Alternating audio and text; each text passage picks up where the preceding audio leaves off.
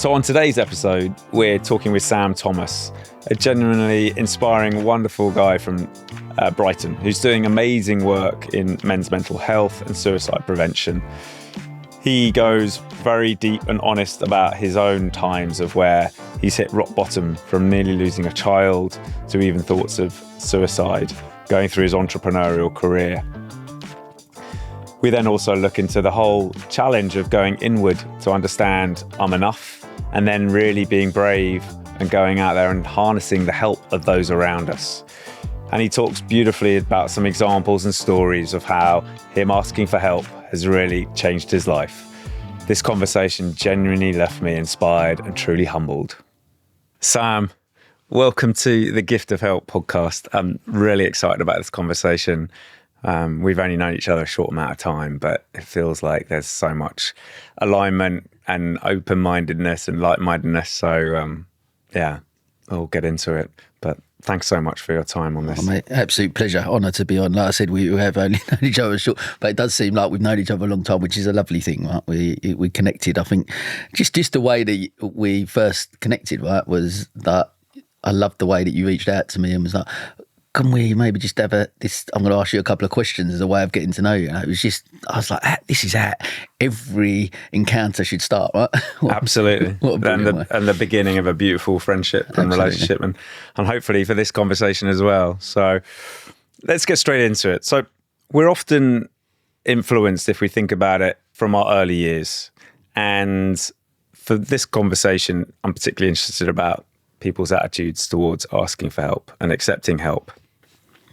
So if you were going to reflect back on your early years, on your childhood years, can you share what that was like? Maybe there's some individual stories. What was the experience and what was the context for feeling comfortable about asking for help or accepting help? Yeah, I think for me, I grew up in a very working class background in Dagenham, till from the Essex twang, obviously. I had a great upbringing, really. I had an older brother who's my best mate. I've got two beautiful parents who I was just loved unconditionally, I think, like, growing up. I had amazing childhood. I do think in relation to asking for help, I just don't think it was even a thing, like, back then for me. Like, it just, as a youngster, you just get on with stuff. Like, I don't think it was there was maybe some archaic narratives around working class boys, men, whatever that would be, where you look at it and go, you just get on with it. Like, get up, get on with it. You know what I mean? There's no, like, vulnerability. Things have changed so much now, some of the stuff I'm doing and what we're both doing, like trying to change those narratives around what asking for help or being vulnerable would look like. I just wasn't. He wasn't there. He didn't necessarily want to, if you was low or you was upset about something, would you ask for help? I was just brought up to, and I think for me as well, I was quite independent quite early on. I think, like, my brother was very homely. Like, he didn't want to go. I couldn't wait till I'd go. I remember going to Wales on my own when we met some friends on holiday, and as a young Welsh lad who become good mates with me, and I'd go and visit him. My mum would put me on the train in London. I'd get off at the other end, and I was only like, I was young. I must have been like 11 or 12 or something. Do you know what I mean? Like, back then, and it was fine.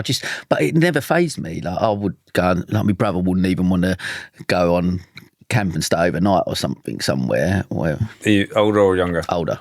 Yeah. So, but for me, I was like, I'll stay away. I'll go and have sleepovers. I didn't. Like I said, I loved unconditionally. They're the most amazing parents in the world. It wasn't like I wanted to get away, but as soon as I was old enough to get my own place, I'd move out, and I got my. So I think I was just quite independent because I never really faced much adversity when I was younger. But, like I said, very working class background in Dagenham. I mean, you grew up and everyone knew each other's business, and I just got on with life, and that was it. There was no I never faced any. I was never bullied, and I had a reasonably good upbringing. But I don't think it just wasn't a thing back then. Yeah. I'm looking back and thinking, not asking for help. There was narratives around there that it just wouldn't be spoke about. You just, if something happened, you just go, okay, and you just get on with it. And yeah, it's only in reflecting and as I'm getting where I am now and looking back at stuff, there was, as amazing as my mum and dad are, and they are amazing, things like emotions and stuff weren't necessarily always shared. It just wasn't a time for that. You know what I mean? We just wouldn't, not the type of conversation I'd probably have with my kids. There just wasn't maybe that space. There wasn't the language to use. It wasn't a thing that people would do as families necessarily, you know? So it's an interesting one because it's like now we've got the wisdom of now and the advanced years to look back. So would you say it wasn't something, when you say it wasn't a thing, can you look back now and say actually it didn't hold you back or it didn't support you or propel you forward?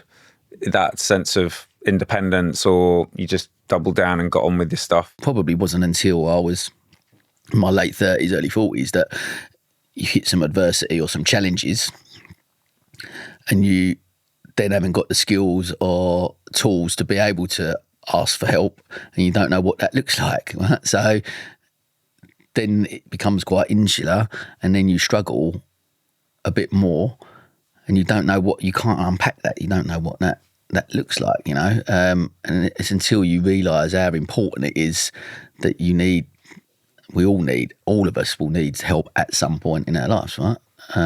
We'll have our own struggles and how we navigate that, but it's other people that help you often through that time, right? Yeah. So, okay, so we're fast forwarding to your 30s, your 40s. Childhood was fond memories.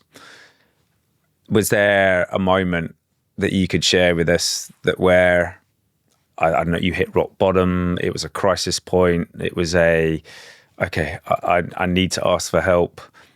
Is there something you can share that speaks to that? I happily share. I guess I've always been a glass half full person. I'm an eternal optimist. Things are always going to be all right. I've lived a life of ultimate positivity. Maybe to a point of toxic positivity, if I'm being honest. Of course, everything's all right. Smile on your face, everything's going to be fine. When we was 30, me and Kelly, my wife, we tried for kids. We had a miscarriage on Christmas Day. 4 months later, we had an ectopic pregnancy. Then we had a long period of not getting pregnant. Then an IVF journey. So I would highlight those as challenges, but for me personally, Kelly really struggled at that time, and I think the protective nature just made me go, it's all going to be all right. And I was okay. I maybe didn't have the skill, didn't sit with emotions, didn't understand what that would mean, sitting with my own feelings or my own, so just maybe suppressed some of that because I wanted to protect her. So I don't think I really dealt with that. And even when the twins were born, we had a really tough pregnancy. So Sienna come out first and she was natural and all fine. So, and I was holding her in my arms, and then we literally within half an hour, alarms were going off, emergency cesarean, Kelly was rushed down, and Lucy was limp and floppy, had to be rushed to intensive care. And I went from the happiest I'd probably ever been holding Sienna, looking in my daughter's eyes for the first time, to the most scared within like I say, within half an hour, 45 minutes. But even at that point, like I had to be, I guess in my head, I remember speaking to the doctor, and I remember the doctor saying to me, there's the potential that, there's severe and moderate. Lucy's in a sort of severe to moderate stage. So there's cerebral palsy, brain damage. These were the type of things that they were talking to me about. And I'm like, okay. And I specifically remember sitting to the doctor. Kelly was still in bits because she'd obviously given birth naturally and then an emergency cesarean. So I remember sitting with the doctor specifically and saying, my brain works in one way. I've seen all the stuff that you've given me and listened to all the information. Is there a possibility she can walk out and she's going to be okay? Yeah. No, it was like, we can't say one way or the other. Of course, they're very, but of course, if she was on a cooling mat treatment, so like a mat that reduced the temperature of her body to reduce the swelling in her brain. So she was on that for 72 hours. And I sat with her for most of that time, and her lips were blue and had wires and stuff, got an awful thing. But when I asked that doctor and they said there's a possibility that she'll be fine, I went, that's all I need to hear. And in my head then, for that period of time, everything's going to be all right. until you tell me that it's not going to be. And I held on to that. And after them, and she responded really well to the treatment. She come out, and the same doctor, so I think we was in for 3 weeks. After 3 weeks, the same doctor said, we've done the MRI. In answer to your question 3 weeks ago, we can't see any problem, everything's all right. And it was at that moment then I broke and I fell. I cuddled the doctor, I think, with tears of joy and happiness and stuff like that. But I'm just trying to paint a picture of like how I dealt with things. They're probably the main things that I'd had that were maybe some struggles or some challenges that I'd faced in life up until then. And I dealt with them in that way, not really dealing with them properly or emotionally. You had a 3-week period of the unknown. And it's interesting when you brought that up, it's like I started to reflect on my own journey through cancer. It's from the point of having symptoms to the point of diagnosis is probably the hardest time because you don't know what's going on. And that's when I know I went through my own journey of, right, okay, get out of your own way. You need to accept help, ask for help. Can you reflect back to that 3-week period and how you navigated that period of the unknown? And I don't want to project, but I imagine that was a tough time. Yeah, I remember running up and down stairs between Sienna and Kelly and Lucy and stuff. And I still remember, speaking to her, Lucy, and I remember saying, she looks so cold. She looked so cold. I remember holding her little, like her hand would wrap around my finger, and I remember saying, so I said, your Uncle Ben, he's in Australia. I said, so when we get out of here and everything's all right, I'm going to take you to Australia and we're going to be in a nice warm sun and we're going to be like that. And I just had to keep, in my head, I had to keep that positivity at that time. I couldn't allow myself to go to a place of, I couldn't allow myself to go to the place that she wouldn't be okay. I couldn't allow, and even to the point that I'm not a religious person at all. But I went to the chapel at the hospital and I sat there and I prayed. I asked for help. Right. I asked for help, actually. So it's only now just reflecting on it, sorry. It's only now reflecting on it. But it was, I asked God for help. Wow. And I'm not religious. I don't, and I remember seeing, God, it's really strange, isn't it? Like you go back to them times. And you, yeah, wow. And I did. I remember sitting, and I think that was my coping. Like I said, for being in it, everything's going to be all right. I knew everything.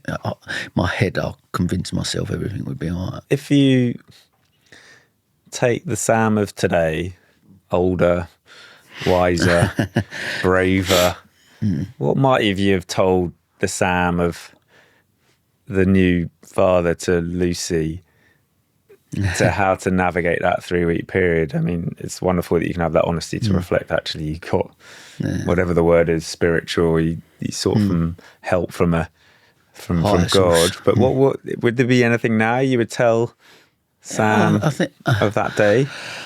I think going back to that journey, maybe in all honesty, I think there's a part of me that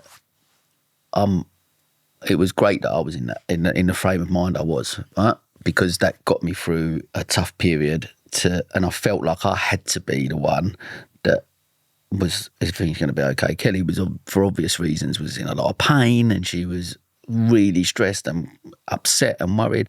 And I still remember her saying to me at the end of that, when I broke down and I cuddled the doctor, she said, I'll just see you drop. It's almost like you was holding it together for so long. And the second he said everything, what you went, and you was gone then. But I think reflecting that, knowing what I do now about when I've really had to ask for help, that would be the thing I would say, like, it's okay to... I don't know. It's hard, isn't it? Because I think part of me got through that because I felt I was strong. But I know that I could have still maybe been that. I could have still maybe been that strong, positive person, and yet still gone, I'm worried about this. But I didn't have the skills. I didn't have the tools to be able to do that, to articulate it, to say to someone, like, if I was in front of anyone else, mum and dad, people were ringing me, everything like, yeah, he's going to be fine. I never really went, I'm really worried or scared about it. I didn't think, because I couldn't allow myself to go to that place. So I think it was more of a coping mechanism at that stage, which maybe helped to a degree. But all you do really in them stages, what I'm learning about myself as I'm getting older, don't necessarily know wiser, but definitely older, that a lot of what you do is just suppress that.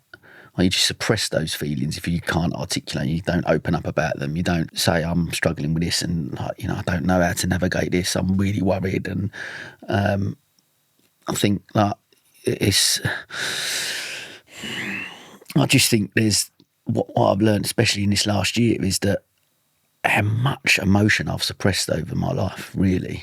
And I think what I'd say in a long-winded way of answering your question is just to go, it's okay to not be okay and ask for help. And you haven't got to have all the answers. You haven't got to be the person that be the eternal optimist and positive person always. You can have elements of that, and I think that's healthy, but actually it's okay to have, you don't have to suppress the rest of it. You can, that's what I'd probably say. Yeah, it's an interesting reflection on, it's a hypothesis, but maybe there was space for both. What I'm hearing from you is you had a coping mechanism to survive that meant that you could be essentially the rock, the rock for Kelly, I'm going to be there through this period, and then allow the space to, collapse and relief.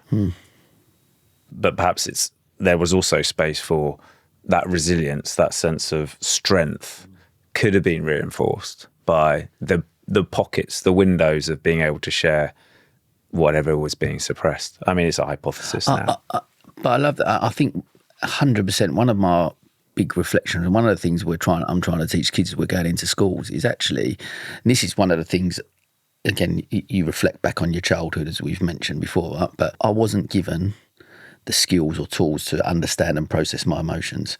So not understanding that both emotions can sit alongside each other, right? I think that's what brilliant insight you just said there is exactly that. I didn't have the skills to understand that actually I can be the eternal optimist and be really positive over here, and also be really sad and scared here at the same time. And I'm allowed to have both of those emotions, and I can share. But what I did, although I had both of those emotions, I shared that one and didn't share that one. So I suppressed that one, suppressed the one that was scared and that was vulnerable and didn't know what was going to happen. I suppressed that one because I had to be here. I had to be the eternal optimist. And I understand, I think if we give kids them skills if I was giving them skills to understand my emotions, that two feelings happiness and sadness can live in the same place. Right? Yeah. I think that's a massive, massive learning for all of us. Like, imagine if all kids had that skill. Like, when we face other challenges later in life, we can, one, understand them, and two, be able to articulate them. And be okay with them. Yeah. I mean, I'm loving this. This is fascinating. I've never had this insight or perspective on what you've just framed, which is what appear conflicting or contrasting emotions can coexist, and to honour both of them and not have the one which is optimism, which could be, yes, helpful and survival and give you the ability to be a rock, but then have the acknowledgement and the bravery to acknowledge it. Okay, I am worried. There is some anxiety, and there's space to honour that as well. By doing that, you can be stronger, right? More grounded. And as you're saying, I mean, gosh, we're in our 40s, 50s, and we're still learning, right? And we're saying, and I love also the essence of your work, which is also what I'd love for my work to continue into, giving the tools, giving the education, giving the insights to the younger generation to have that ability to go, right, what's going on? And actually, as you say, okay, observe what, first of all, you've got to have the awareness to go, what's going on? Yeah. And then you just say the tools to go, well, actually, it's okay to feel sort of anger and sadness, to feel optimism and worry. Do you think, I'm interested with that, and again, I'm sort of learning with it, but I think part of the problem potentially, and this is, I'm just reflecting on me and maybe where we are as a society, that we've got a list of emotions here, sadness, anger, that maybe have a negative connotation, where you've got happiness, joy, positivity, all of these emotions over here that are seen as good emotions. So is it that we've just got actually all emotions? One of the things I'm trying to teach kids that, and I speak to my kids about, is that all emotions are welcome, right? And I think that's the thing is, like, I suppose, especially if one of them's having a bit of a meltdown or kicking off, you go, actually, all these emotions are welcome. The behaviour is, if they're being horrible or mean or something like that, the behaviour is not acceptable.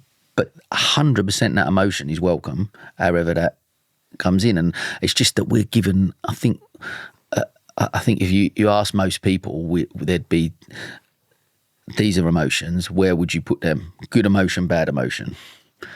Maybe anger, is that I don't know, I'm just thinking out loud, I suppose. But it gets quite philosophical, but it's maybe you just put all emotions into the same bucket and they're all okay. Yeah. I do have a view around, okay, let's just call it for what that most people recognise as being the harder emotions, the uncomfortable ones or the negative ones. I have a view, actually, they are gold because they reveal at a very deep, profound level the essence of who you are. If you're angry, you can't create anger. If you're angry, it's because something has touched something or has triggered something that is important to you. So there's your code to go, I really care about X because I'm angry about it. And the same with sadness, guilt, jealousy, shame. They're all uncomfortable, but perhaps they're just uncomfortably revealing of your true essence, your authenticity. And perhaps, there is that space for, wow, if we can get the younger generation to be aware of that, comfortable with it. I'm also starting to think that perhaps there is a section of the younger generation that probably are, and it's just us older fogies that have never had that. We're just learning it at a later date. Yeah. Sam, I think you were about to go on to another experience in your life that's also revealed where it was tough or a struggle or a challenge. And I think that I guess I just want to share some of the other bits just to put in context of where my head's always been with it, I think. And like I say, just to paint a picture, I've been very fortunate in my life not to face a huge amount of adversity. There's some challenges, but the biggest challenge or crisis, I guess, was my struggle with mental health when, and what's basically shaped the rest of my life and my work that I'm doing now. And it was based around, I was 39, I was coming up to my 40th birthday. Kids were young, they would have been, about 2 or 3 at that age. Been with my wife 20 odd years and, didn't own a house, but we was living, we was living in rented accommodation in Brighton. And I had this narrative. I started my business career when I was 30, and over the next 10 years, I'd made a promise to myself I'd be a millionaire. I'd shared many times. I watched so much Only Fools and Horses. That was the thing. Like, this time next year, of course, this time next year, and it became a bit of a joke thing. But I was convinced I was going to be a millionaire. That was my driver. Why did I start a business? I didn't care but my first business was a hair salon at 30. I didn't cut hair. I wanted to run a business because I felt I could be this entrepreneur. I'd read all the books, Richard Branson, Duncan Bannatyne, and all of these people come from nothing, built million. I'm that. I'm going to build this business and I'm going to be a millionaire. And I was driven by this need to go, I'm going to have that big house. As soon as I get that money, I'm going to buy my Lamborghini and I'm going to drive from the top of Sicily to the bottom. And, all these, I'm going to get there. Of course I'm going to get there.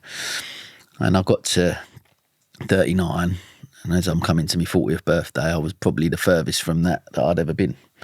I was running 2 businesses at the time, were okay. They were, they were putting food on the table for the kids. We had a holiday, what did I need? But my metric, the metric in what I was measuring was based on this financial milestone. I'm going to become a millionaire.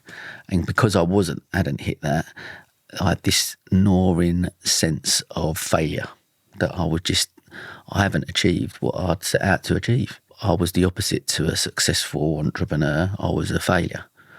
And that ate away at me in a massive way. Like, I looked at the kids, I thought, and Kelly, I'd known her since I was 11, promised her this life that I would provide, and I didn't feel that I was providing. Didn't feel that I was delivering. I was delivering a life that I'd promised, and not that actually she wanted, or that the kids wanted. What did the kids want? They just wanted love. They just wanted me. They didn't care about what car we drove, or what holiday we went on, or what house we was in. They don't care if we got a mortgage or a renting. They don't give a shit.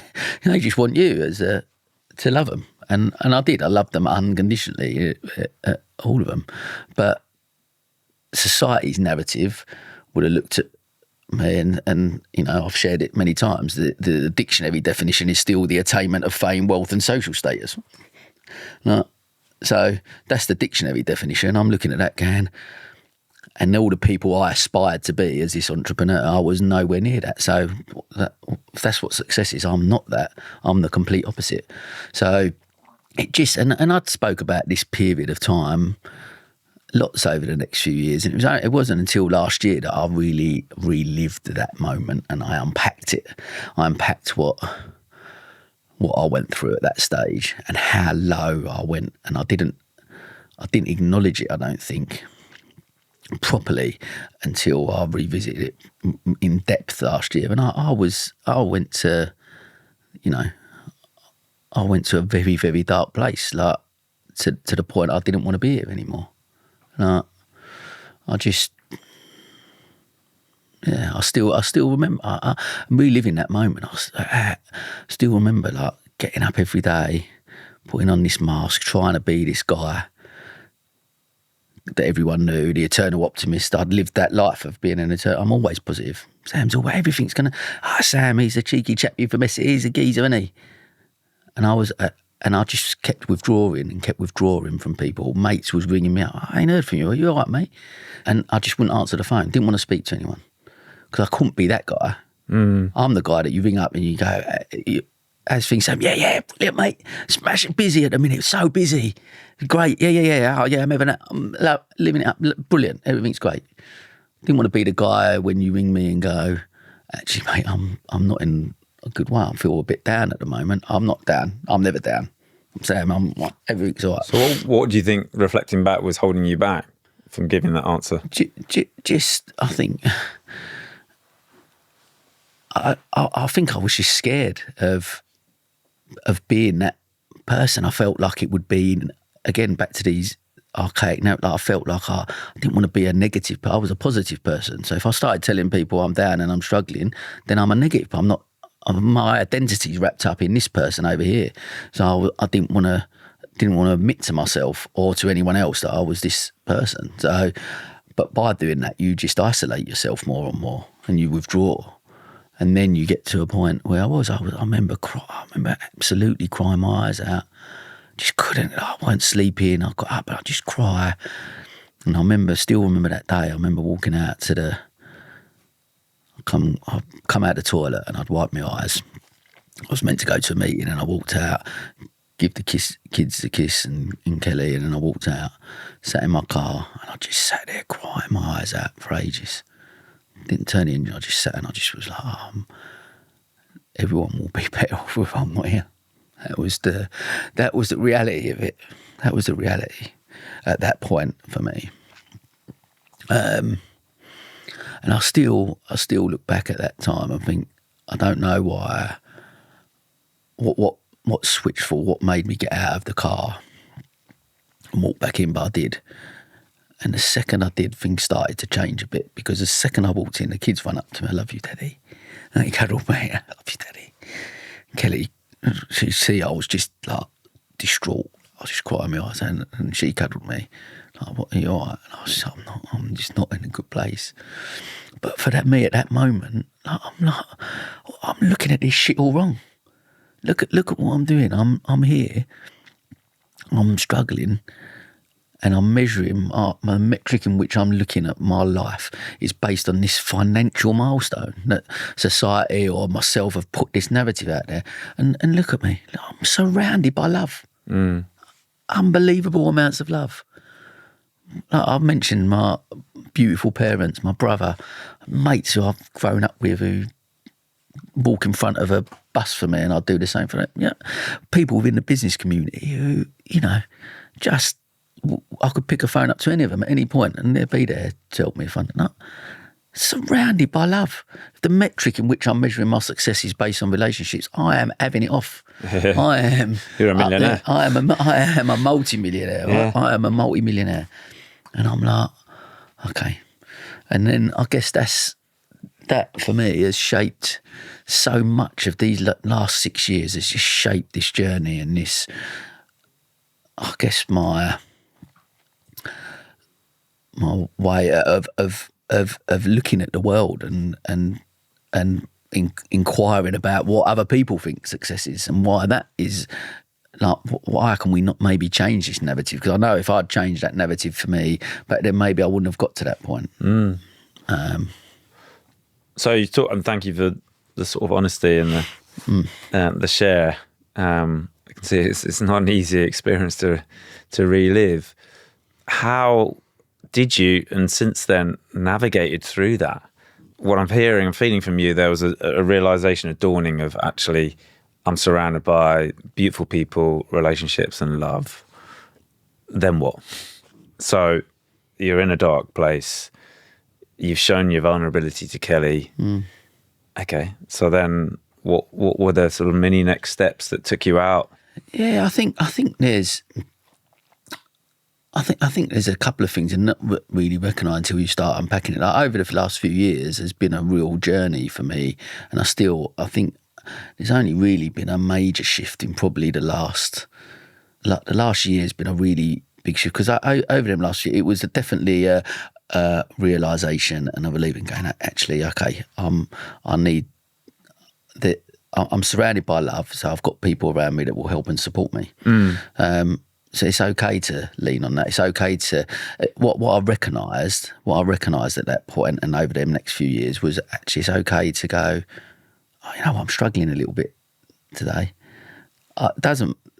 My identity's not lost. I'm still Sam. I'm still positive. I'm still the eternal optimist. I'm just struggling at the minute, and that's okay.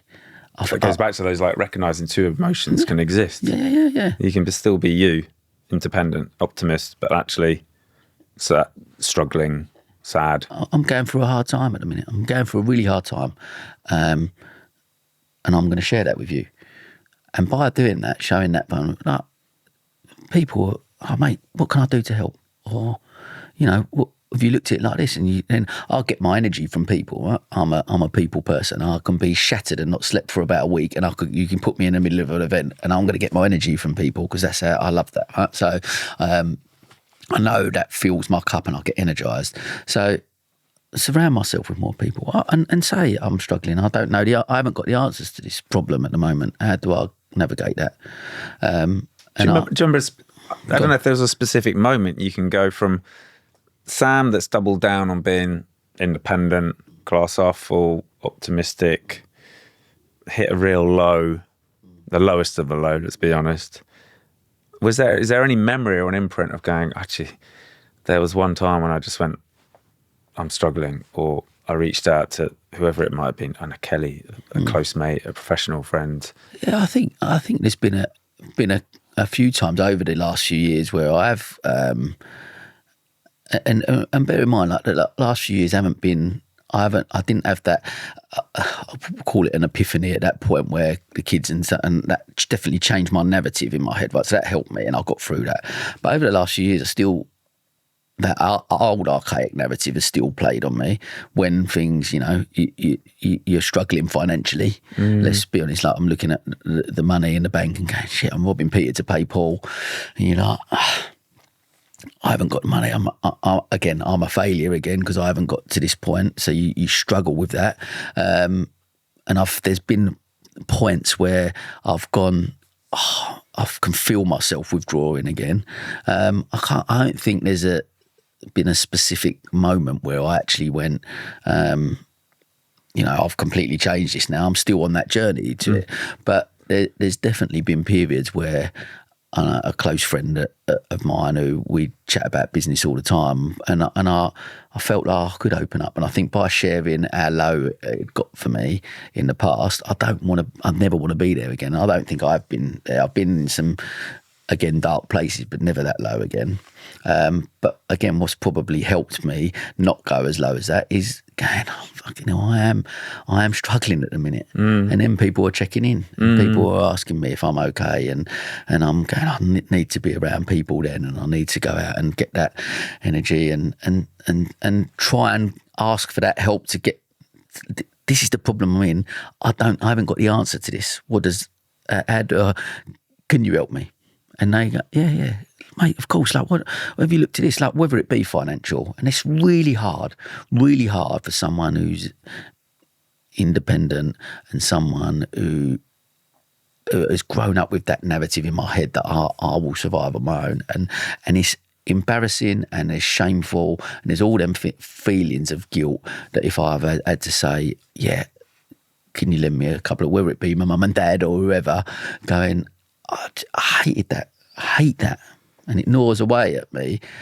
But it's just, I'm just trying to reframe things. I'm trying to look at it and go, actually, this is just a moment in time. Money is just a thing, and it's energy, and someone's just got more of that than me at the moment, and they're able to help me with that. And that's got me through some of them times, and you go, okay, and just trying to remove that. And no one has ever done it and made me feel guilty about that. It's only my own internal narrative, right? So I think it's just understanding and accepting those things about me, and still I'm on a journey with it. But what I've noticed, that there's never really, if I look back and reflect over especially the last few years, there's never been a time really I've asked for help and someone's not gone, yeah, of course, mate. I'm there for you. What would you need? I'm not just talking financial, but what do you need, like emotionally, or what do you? Yeah, mate, let's go and meet for a beer, or should we go for a walk? Or do you want to come and have a swim with me, or whatever that might be? So you go, why does it hold us back so much? And when on the flip side of it, me to other people, right? Of course, I'm the first person there. If someone needs something, of course I'm there for you. I'll give you the last pound in my pocket if it's going to help you. Of course I will. I'll drop that and I'll come meet you. I'll be there. And it makes you feel good. That's why I love that. Even there's been so much from learning from you, and even just from our first interaction, and just the message of I love the phrasing of the gift of help. Right? It's such a beautiful gift. Does that play into what it is you've described as like your evolving journey around, okay, I'm surrounded by love, I'm surrounded by support, I'm surrounded by help. What you've just described as it gives you a lift. Has that played into like that shift? Has that sort of like influenced your like come on, Sam, I've loved doing it for other people. If I can be brave, if I can be open and vulnerable, I'm giving others the opportunity of the gift of offering help. Has that played into that journey? Massively. I think for me, like the last year highlighted more than ever. Like I would say, probably since that dark time, probably the lowest I got was again around only as early as like last December. Like I got to the end of the year last year, and then my old archaic narratives were there again. And I got to the end of the year, and I grafted again, and I looked, and I was like, I'm still here, I'm still in this same position. I've not moved forward really. Nothing's really changed financially, and with the businesses and stuff. I'm just here again. I'm just grafting, doing the same thing, getting the same result. What? I got up. So a couple of things changed for me. I remember getting up on the 20th of December last year, and I stopped drinking. So I'm going to stop drinking. I'm going to make some shifts for next year. Right? Next year is going to look different. For whatever reason, next year is going to look different. Oh no, I'm going to get to December this year, and I'm going to look back, and things are going to be different. And there's really, honestly, I can make some personal changes. I think we've got to take accountability. I do believe we've always got a choice in life, mainly a choice of how we react to things. I think we can look at situations and they can be dire, but how we choose to react to that is really important. And I think I chose, my choice was, I'm going to take control of what I can control, and anything I can't, I'm going to ask for help, and I'm going to go. And I started this year by putting my hand up and going, I need some help. I'm a serial entrepreneur who's winging it and hasn't really got a clue what I'm doing. I'm going to be honest, there I am. So I need some help. And I've got a massive network of people that I've built these relationships that I keep talking about, that they're ready to help me. There was a guy, Nigel Lamb, his name is, he about 18 months ago, longer actually, about 18 months, 2 years ago, he come up to me at a massive event that everyone in Brighton goes to, Best of British Brighton. It's one of the events of the year, about 500 people at the Grand. And he come up to me and he said, we'd all had a few drinks, and he come up and he went, Sam, I love the things you're doing. He said, you're amazing. Love the stuff you're doing. Love the message, your energy, everything about it. He said, can I make a couple of observations? Yeah, of course, he said. Anyone in the Brighton community is here. He said, if I got you to do a 360, he said, I'd probably put you in the top 5% of most successful people in the room. Oh, wow, that's very kind of, yeah, thank you. Not sure I agree, but yeah, I'll take that, thanks. And he said, I can't work out how you make money. I said, well, that makes two of us. So so if I got you to do the same 360, he said, I might not be able to put you in that same category, right? And I said, no, probably the bottom 5%. So he goes, okay. So he said, there's disparity there, and I think maybe I could help with that, because I feel you deserve all of that, right? You deserve the financial rewards to the work that you put in and the message. Okay. Amazing, yeah. So we met for lunch afterwards, and he was like, I can do a strategy day. I've run it a few times for other people, get some good people in the room and help out. I was like, okay. And for whatever reason, I didn't take him up on it. I said, oh, what an amazing thing to offer. And I went, we really appreciate it. And I just didn't take him up on it. What was going on? What were you feeling? What held you back? I think it was archaic narratives. It was, no, I've got this. I don't want to ask other people. I can do this. I'll figure it out. I don't want to rely on other people. The independence, the old narratives of me going, no, I'm just gonna carry on. I can figure this out. I'll solve this problem. I'll figure it out. I'm gonna make it all work. And that was. Do you think there's something actually even more profound than that? I can relate 100%. That sense of your identity. I'm independent. I'm a problem solver. I'm a grafter. This is going to give me, in my own sort of self image, what I want to create. But do you think there's something sort of a bit more profound to that, as to unpacking as I have done, so especially this last year, I've done a lot of breath work and a lot of self-analysis, I guess. What I've recognised, and probably what plays into this more, is a feeling of inadequacy. So I grew up with my brother, my best mate. My older brother was the clever one. He was always seen as the clever one, referred to as the clever one sometimes. But my default for that was he's the clever one, so that I'm the thick one. I'm not clever. Yeah. So I played that role, bit of a joker and a bit of for much of my life. Like mum and dad definitely didn't make me feel that way. This was my own narrative, right? But I've played that role and I come out of school, I'd done okay. Yeah. I'd done okay at school. I was not the most intelligent. I didn't love school. I loved school for my mates and playing football, but it was okay. But I done okay, and I come out with a couple of GCSEs, whatever. But school left me with a feeling of inadequacy. So I've played that in my head. I've lived a life, actually, and what's probably held me back so much in my life is that I feel inadequate. I would sit in a room of people and I wouldn't speak up or give my opinion because I've got to say, I'm thick. I'm an idiot.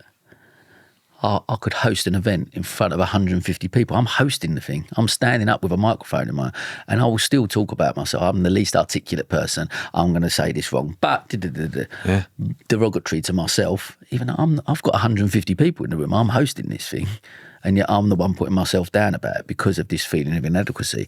And I think that's the thing for me. If we're going into that, why I didn't. Because all it done, me asking for help, meant I was inadequate. Sort of reinforcing that. Yeah.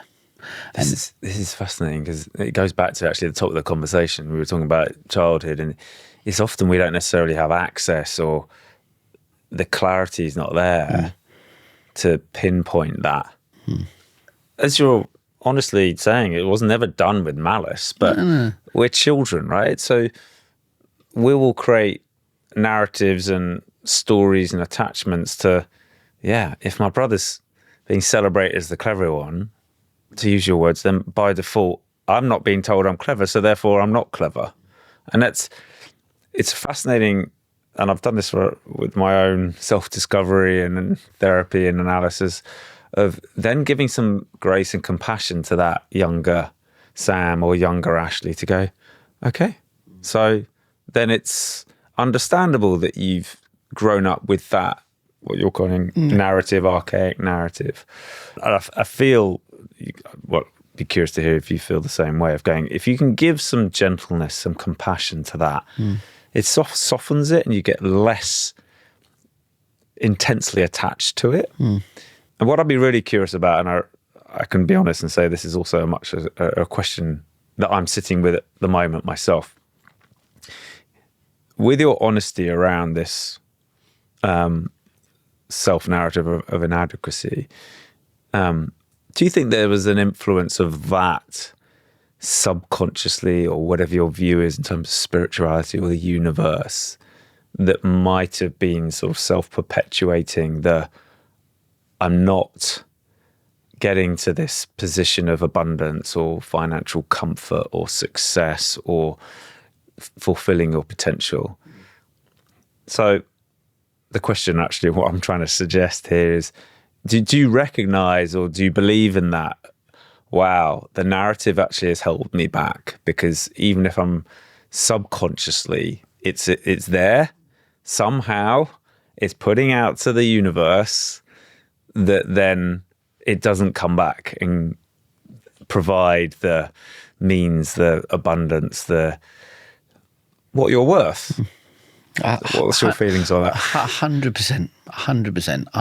I look at what's changed this year. I've asked for help, right? So I've actively gone out and I've gone back to that Nigel, and he's given me, facilitated this amazing, if you had a board of people, that I had some of the most successful traditional metrics of success in this room in Sussex, all sitting there, give up 2 hours of their time just to help me, right? I've been doing some conscious connected breath work with an amazing woman called Sam Adams, who has taken me on a journey through that to exactly this type of process, right? Understanding how much that's held me back, how much that feeling and that narrative has stopped me from progressing in my life and not getting to, and actually, again, back to the emotion side of it, doing the conscious connect, actually releasing so much suppressed emotion, and it enabled me, like afterwards, I've been journaling. Never journaled in my life, ever. People have said to me, you should journal. Like, deep thinker, you should journal. Sit there with a book, I'm like, I have no idea what I'm going to write. After the breath work, I'm like writing a book of stuff, all this suppressed emotion coming out, and so much of the first few sessions I had, there was this underlying thing of, you're not enough. You are not enough. You're inadequate. You're all of these feelings, and this from like trying to unpack, looking at stuff like my relationship with my dad, which is amazing, and yet I look at, is my brother's relationship with my dad better than mine? Was the fact that I played football and I was pretty good at it was a great thing because I got approval then from my dad. Do you know what I mean? And nothing that he had ever done to make me feel in it, but just my own narrative around that whole subject, right?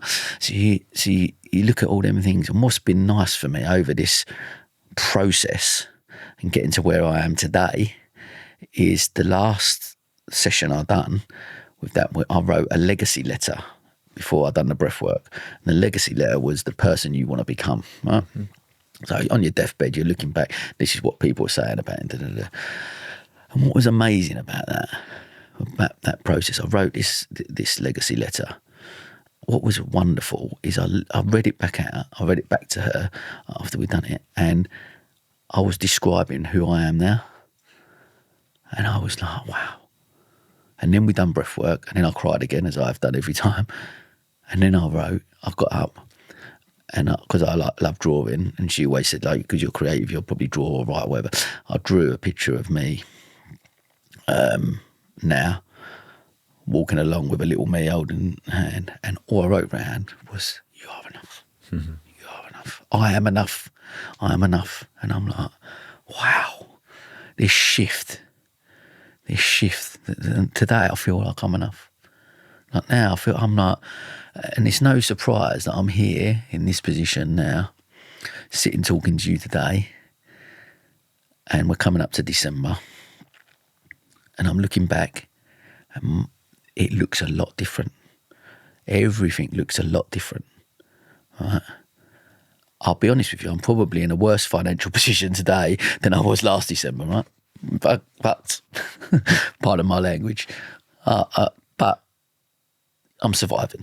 I'm surviving. But financially, I'm not in a great position. But I feel amazing because I know it's going to be all right. I'm not, because I am so aligned with what I'm doing, where I'm going, the mission I'm on, all of the stuff I'm doing. All these little parts of the puzzle are all starting to slot into place for me at the moment.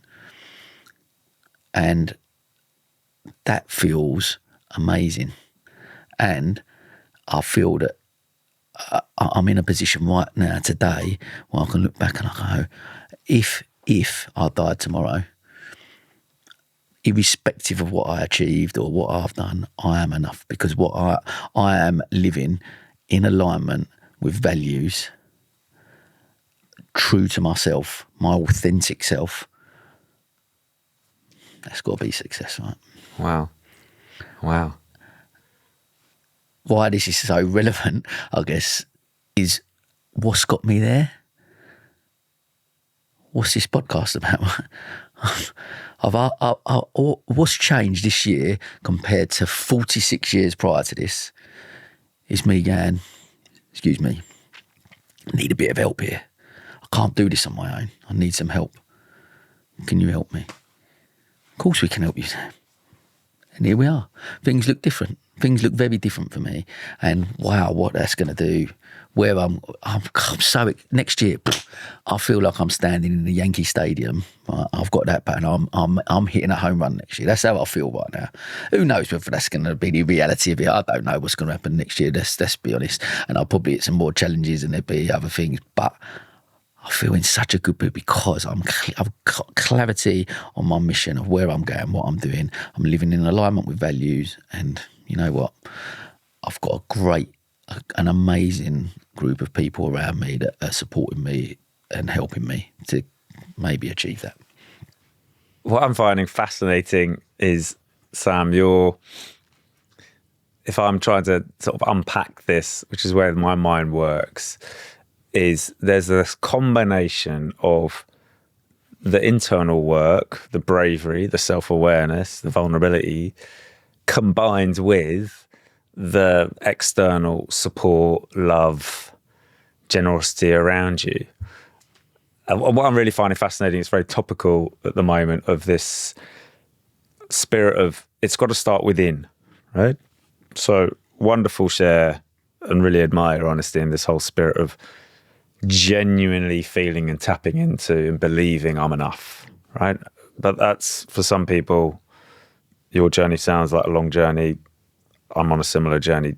It doesn't happen overnight, and there's going to be a lot of work. So that's the compliment we can give ourselves, to have that bravery and commitment to do it. But what I'm hearing from you and what I'm feeling from you is this combination of doing that at the same time as that people coming into you and saying, the gentleman you mentioned saying, I'd love to help you. To have, I know we've talked about other stories of basically you got an incredible network of friends and people around you coming in to go, I want to help, can I support you? That combination has a sort of 10x effect. What I'm feeling from you is cementing that genuine feeling of I'm enough. Yeah. It's I'm starting to feel it, and then I'm getting it sort of multiplied by other people reinforcing it by saying to you, you are enough because I believe in what you're doing. You've got something of value. I want to partner with you. I want to help you. So it's having that wonderful, as I say, complementary effect on, and this is the way I'm now distilling it down to, it's got to be both. And it's got to be both. And it's this, if this is one insight that I'm taking out of this conversation, is one can't exist without the other. You can do all the work on yourself, but if people around you in the universe aren't necessarily reinforcing it, it's a lonely, very tough journey. If it's the other way around of going, you don't believe it, but everyone keeps telling you, Sam, you are enough, you're amazing, you're doing great work, but you don't believe it inside, then you're never out of first gear. What I'm hearing is your experience, beautifully framed, is actually the combination of the two is liberating, is empowering, is everything you've described. That spirit of, okay, do I believe in myself? Do I believe I'm enough? And then you've got the wonderful tribe with you that's reinforcing you on that journey. I don't know how you feel about that. I completely agree. I guess, I completely agree. I think that, what, and it's strange, isn't it? Because there is definitely that combination. Real validation has got to come from within, right? It's got to be intrinsic. We do live in a world we crave external validation. So whether that be social media and likes and etc., or are people telling us that how great we are, and all of that. It's not irrelevant. It's probably the wrong word, but it doesn't really matter if intrinsically you don't believe it, right?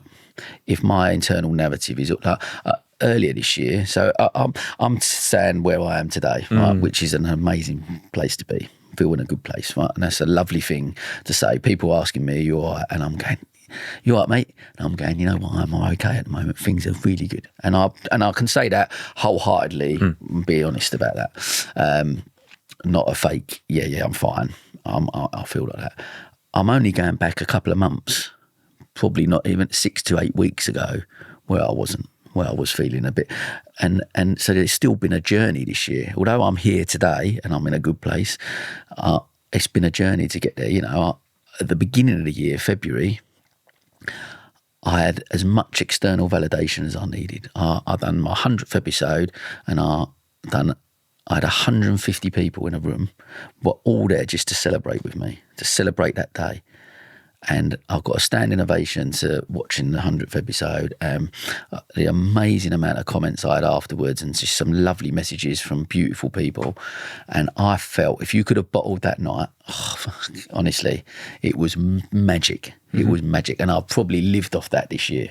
It's been incredible. It was an incredible external validation of me as an individual. And someone said to me, look, everyone's here for you. And we see you. And I felt seen and heard that day more than I possibly ever have done. What an amazing feeling. But that can't last if intrinsically I look inside and I still don't feel enough. Yeah. And then I look at the last few months from June, when I separated from my wife after 28 years. She's my best friend. I've known her since we was 11 years old, and we separated. And that has been a tough journey. There's been all those feelings of inadequacy and failure and all of them things have been playing on my mind the last few months. I let the kids down and I've let her, all of it. And yet what's been beautiful about it is we've separated with love. That's been our narrative that we've tried to hold on to. And I can honestly say we've achieved that. Where we are today, how it manifests out, I don't know, but today we've achieved that. We've separated. We are best friends, probably closer than we've ever been. It's beautiful as a separation. What a lovely thing to do. But what happened over these last few months is I've started doing the breath work. I've started looking inward a lot more, and it's taken me to some really tough places. I've been really, and I mentioned earlier about getting my energy from other people. I chose purposely, I made the choice to spend time on my own, in my own thoughts. And that has been a really tough journey for me. I've not liked living there, but for the first time probably in my life, I've felt the feelings. I've really looked really deep inward, really gone inside and unpacked a lot of this feeling of inadequacy, digging a bit deeper into that. What does that really mean? And not necessarily, I don't want it to sound like anyone listening, I don't sound like I'm really conscious. Well, I don't want to look for problems that are not there. Do you know what I mean? Like I said, I've got the best mum and dad in the world. I was loved unconditionally. The end. That's it. Mm-hmm. I don't need to look for stuff that's not there. Like I've not had trauma as a kid. No, not at all. Internal narratives, yes, and stuff that I'm telling myself and things I've lived up to. But I'm not trying to make it sound like that's definitely not the case. But there is, as both of us, we start conversations with looking at what happened in your childhood, and there's some narratives there, whether that's been forced by other people or it's just what you hear yourself that shapes us, right? And I think what I've highlighted is that. So the last few months have been really, really tough. But I guess I'm coming out of that again because I've looked inward a lot more intrinsically. I feel happier with who I am as a person, and that I'm living that legacy letter was a real big turning point for me, looking and recognising actually I'm living that today. I'm doing that today. And that was that feeling of, and it was almost like a sigh of relief, like, okay, I am enough. Yeah, exactly. And that's okay. Amazing. And I think that's maybe the shift. But a couple of last things just to wrap this up. It's been such an extraordinary conversation. No surprise. We talked about it. It would be wonderful just to give a lovely example of, I think you talked about it off air, of where like someone's helped you and then framed it to you in a way that was like, this has been a gift. Could you give that just to repeat that? Yeah, of course. I think there's a few people that have, maybe mention any names, but not to embarrass people, but yeah, certainly whether it be financial or just advice or whatever that. But actually, I did ask someone. This is coming out. I need a little bit of help here with something, and their response to me was, thank you for giving me the gift of allowing me to help you. And immediately, what that does is helps to remove a little bit of guilt, right? That shame and guilt around it. Thank you for allowing me to help you.